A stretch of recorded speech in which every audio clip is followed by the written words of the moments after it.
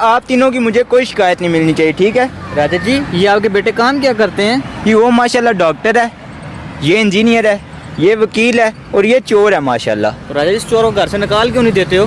घर का सारा खर्चा ये चलाता है, बाकी सारे तो बेरोजगार हैं।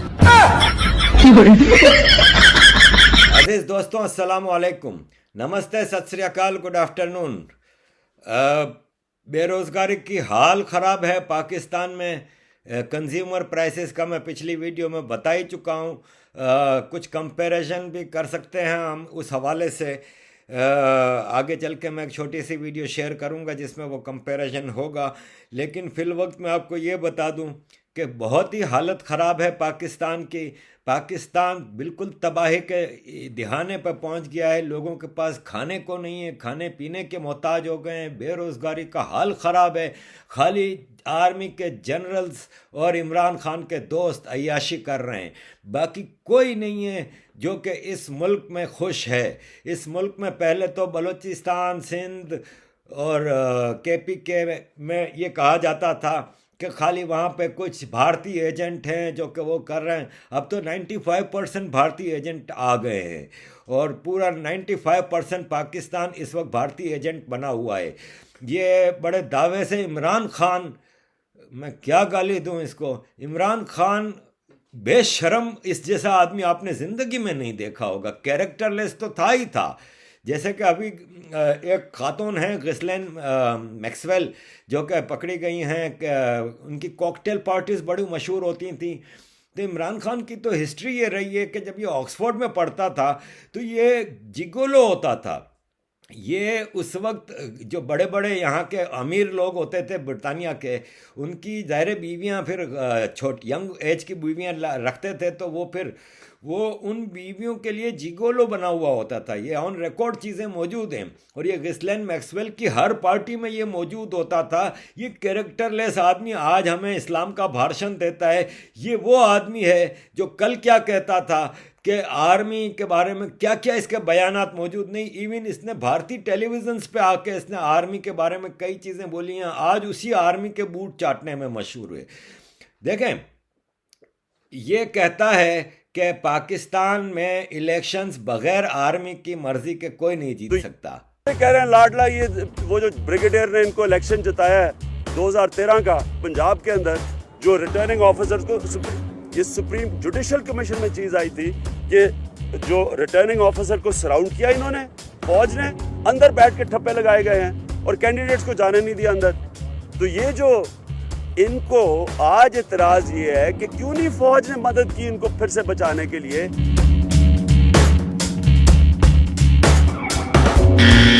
इससे तो एक ही बात साबित होती है कि फिर इसका मतलब ये खुद भी आर्मी की मर्जी के बगैर नहीं आया, आर्मी इसको ज़बरदस्ती लाई है। ये ज़बरदस्ती का आया हुआ आज हमें इस्लाम पे, जमहूरियत पे भाषण देता है। इसके दौर में ये हाल है कि ये जो मुजाहरा चल रहा है ना, ये सिविल सर्वेंट्स हैं। यानी सरकारी जॉब पाकिस्तान में सबसे अच्छी जॉब समझी जाती है। सिविल सर्वेंट्स की भी चीखें निकल गई हैं पूरे पाकिस्तान में। इस्लामाबाद, कराची, लाहौर, हर जगह सिविल सर्वेंट्स मुजाहरे कर रहे हैं। एक तरफ मिसिंग पर्सन के मुजाहरे चल रहे हैं, एक तरफ सिविल सर्वेंट्स के मुजाहरे चल रहे हैं।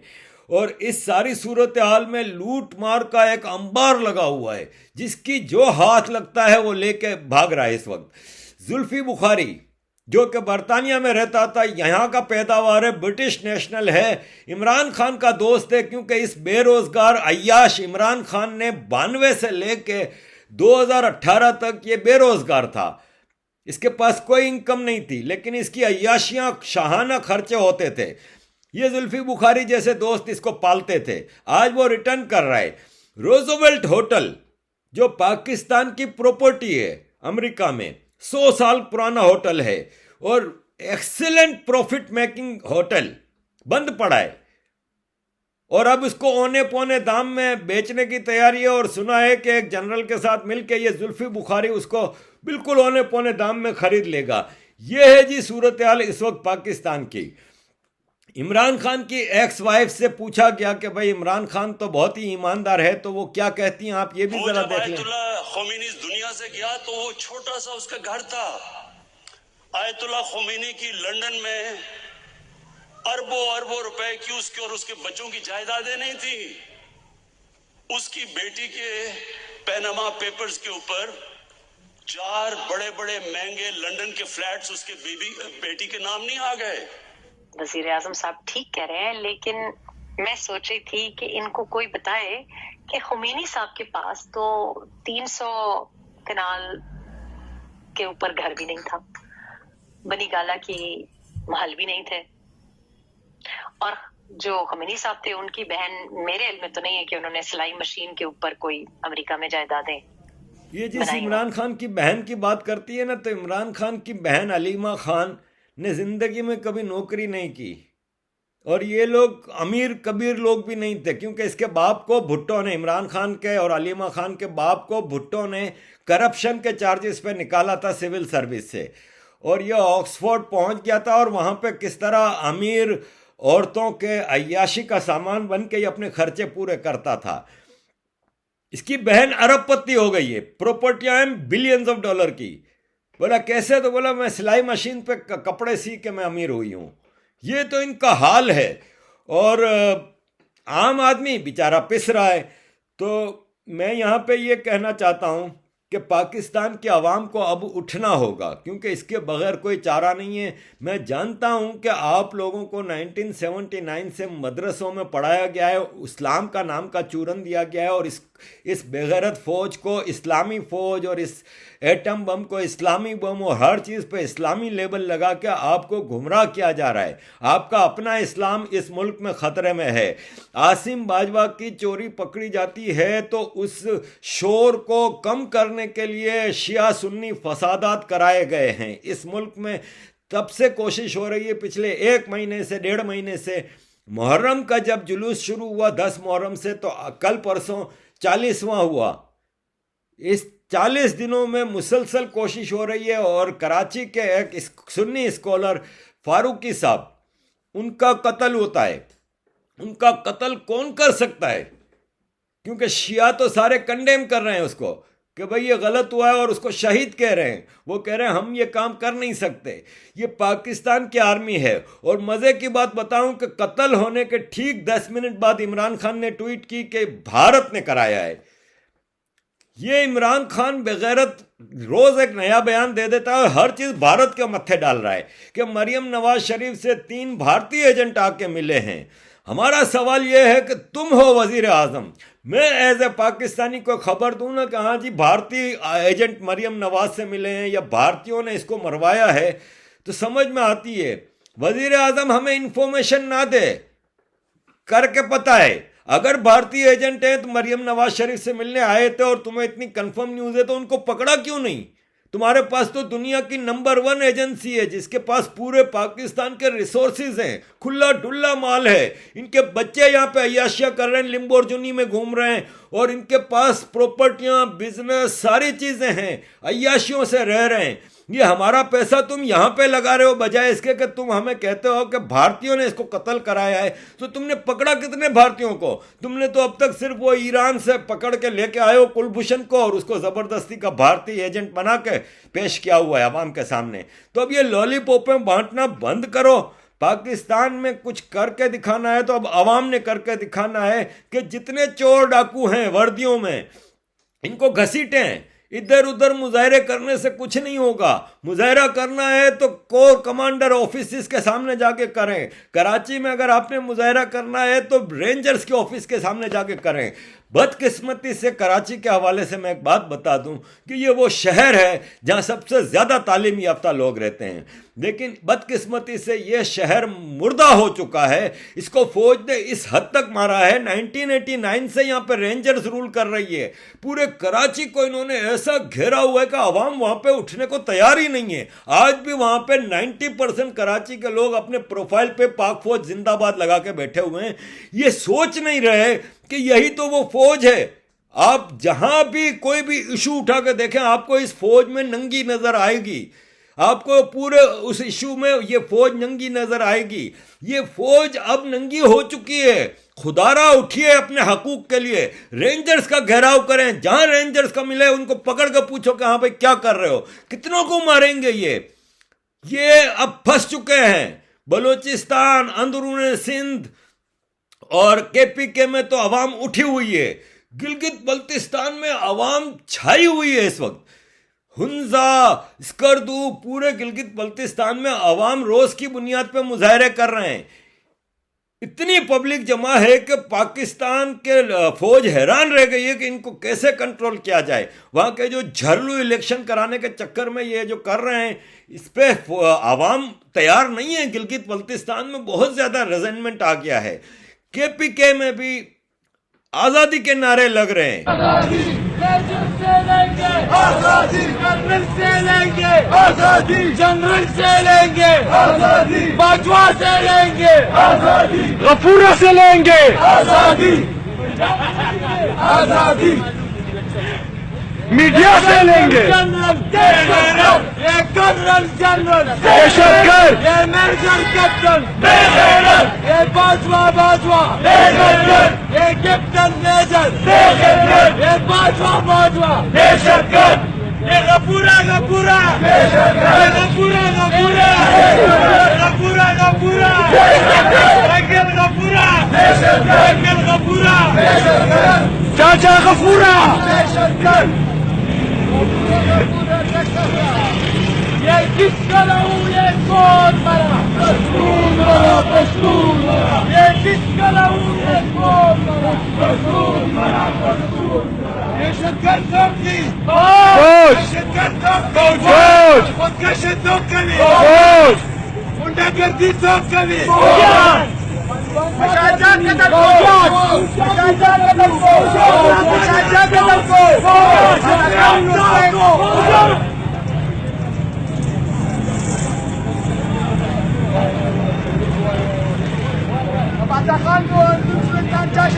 दोस्तानो دا اوس مونږ کالي چوک ته رسو او بازار کې غټ جلوس مو کو خلک هم خپل میسج کنوي کو د سبا د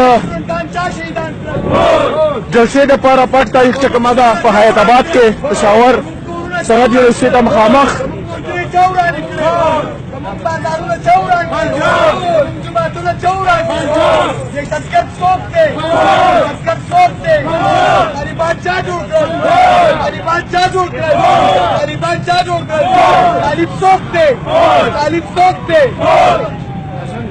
یہ جنرل جنرل دہشتگرد یہ جنرل جنرل دہشتگرد یہ میجر میجر دہشتگرد یہ باجوا باجوا دہشتگرد یہ وردی والے دہشتگرد یہ وردی والے دہشتگرد یہ جنرل جنرل دہشتگرد یہ وردی والے دہشتگرد یہ بوٹو والے دہشتگرد یہ بوٹو والے دہشتگرد یہ وردی والے دہشتگرد یہ وردی والے دہشتگرد یہ کرنل جنرل دہشتگرد یہ کرنل جنرل دہشتگرد یہ کرنل جنرل دہشتگرد یہ میجر کیپٹن دہشتگرد یہ میجر کیپٹن دہشتگرد یہ باجوا ماجوا دہشتگرد یہ باجوا ماجوا دہشتگرد आवाम उठी हुई है तो कराची की आवाम कब उठेगी?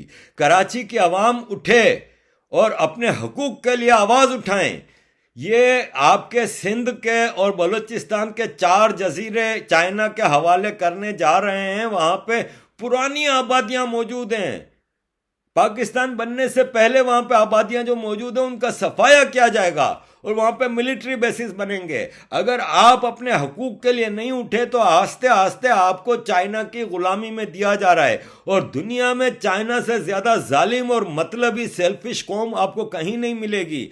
चाइना पूरे पाकिस्तान का कंट्रोल हासिल कर रहा है और ये चीज गिलगित बल्तिस्तान वाले समझ गए हैं, इसलिए वो उठ गए हैं अपने हकूक के लिए। तो खुदारा कराची की आवाम भी उठे और अपने हुकूक के लिए जो असल मुजरिम है आपका वो वर्दी वाले हैं। वर्दी वालों का घेराव करें और इनको पकड़ें, इनको ना करने दें। ये मनमानियां कर रहे हैं जहां देखो, इसलिए कि कराची को इन्होंने अपने कंट्रोल में किया हुआ है। आवाम उठेगी नहीं तो आपको मैं बता रहा हूं कि आपकी नस्लें गुलाम रहेंगी इस फौज की।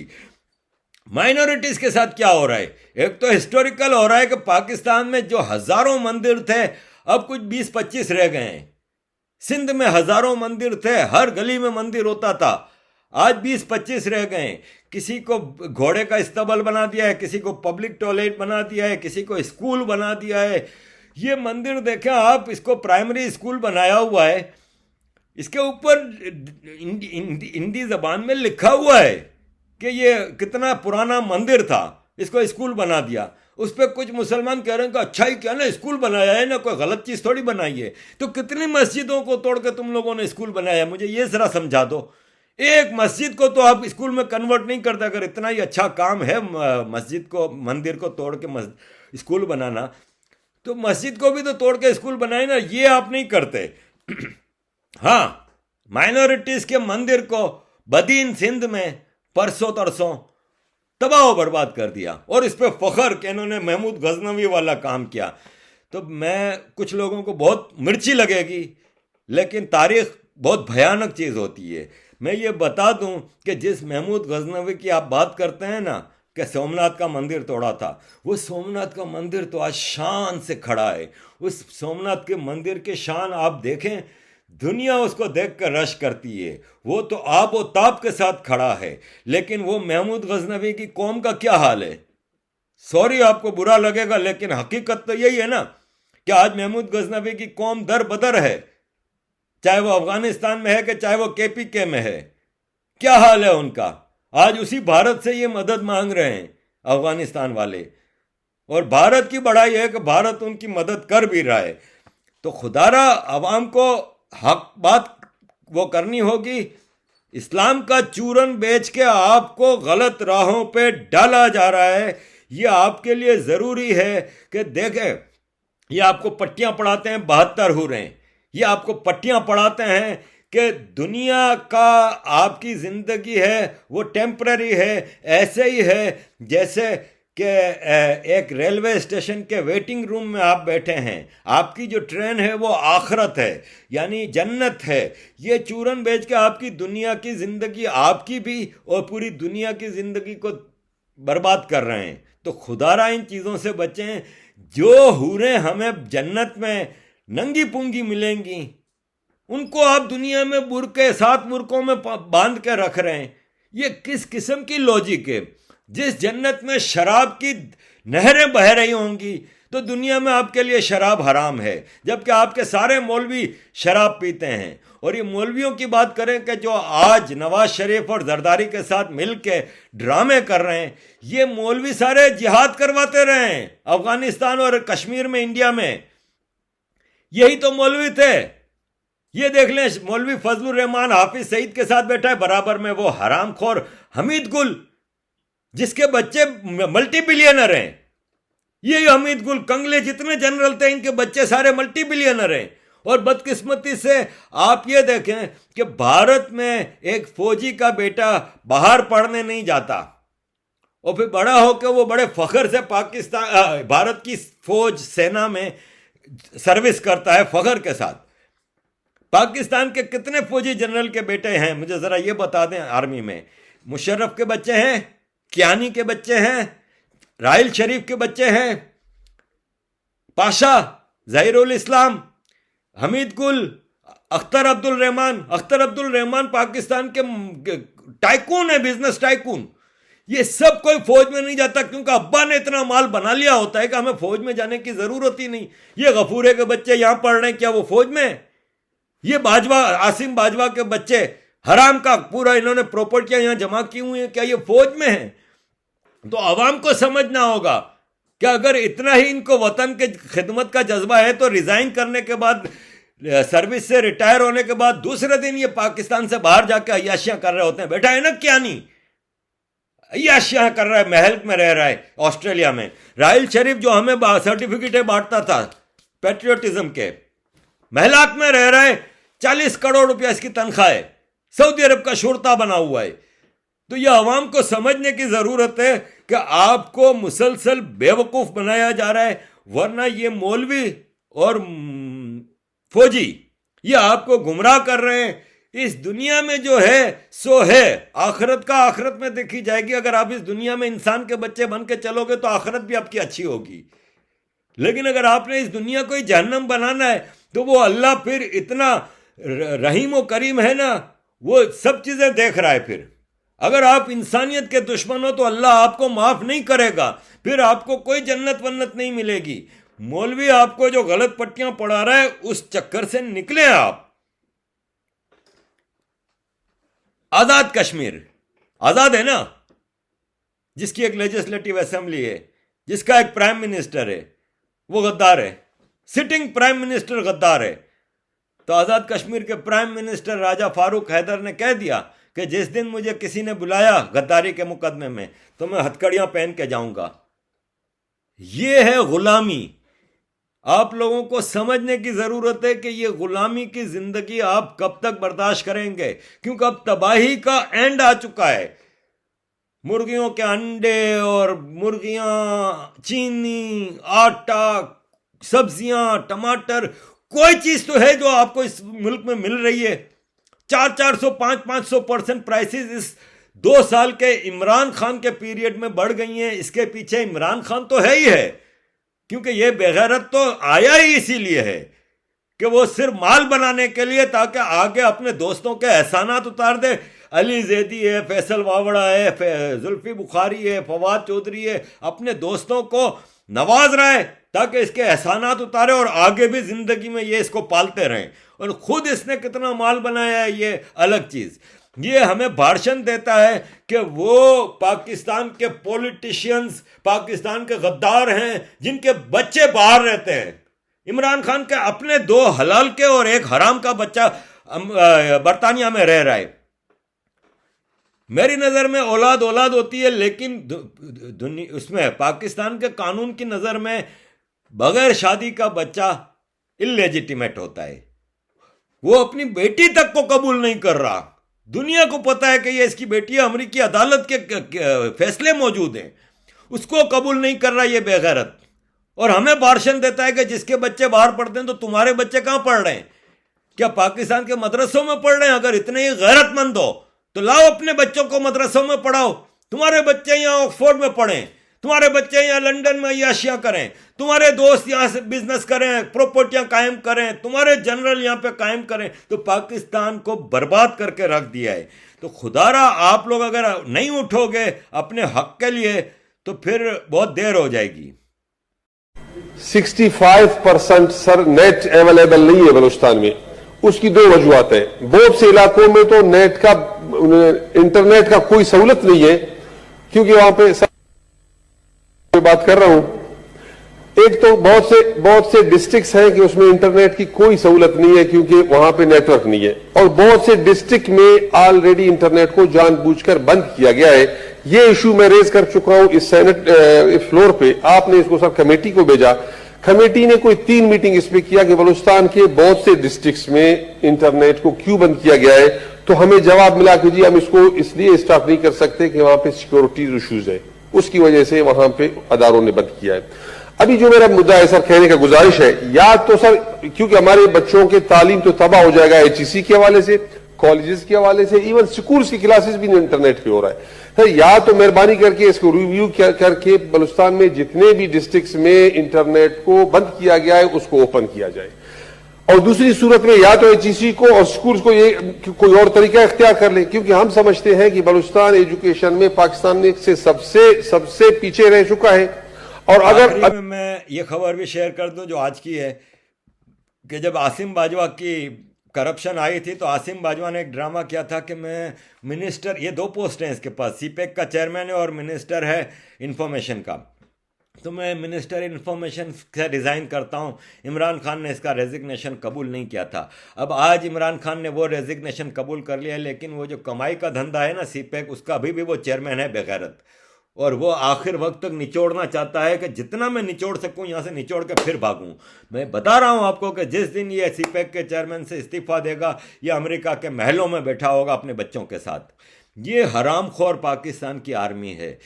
ये कहते हैं, आज भी कहते हैं कि इमरान खान कहता है कि मैं इसका इस्तीफ़ा कबूल कर रहा हूँ, लेकिन आर्मी और सिविलियन गवर्नमेंट एक पेज पे है।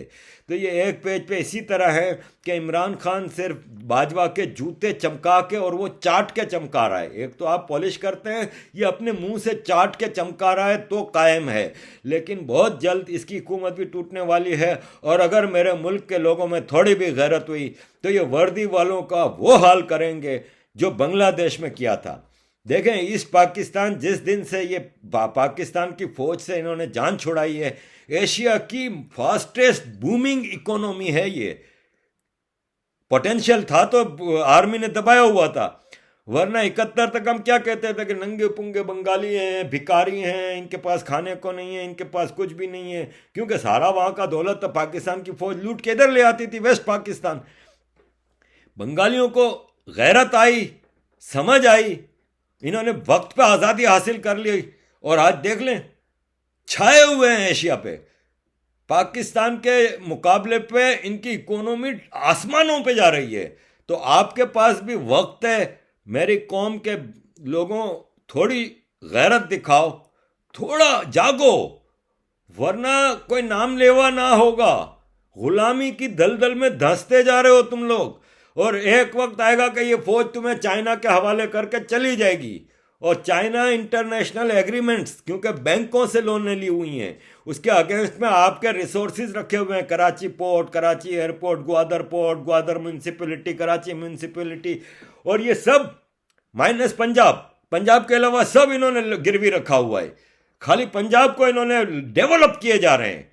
इवन केपीके में दुनिया की जो महंगी तरीन मेट्रो बस बनाई थी वो बंद पड़ी है, खर्चा सरकार दे रही है, बसों में मट्टी लगी हुई है, नहीं चल रही, लेकिन पंजाब में सब कुछ चल रहा है।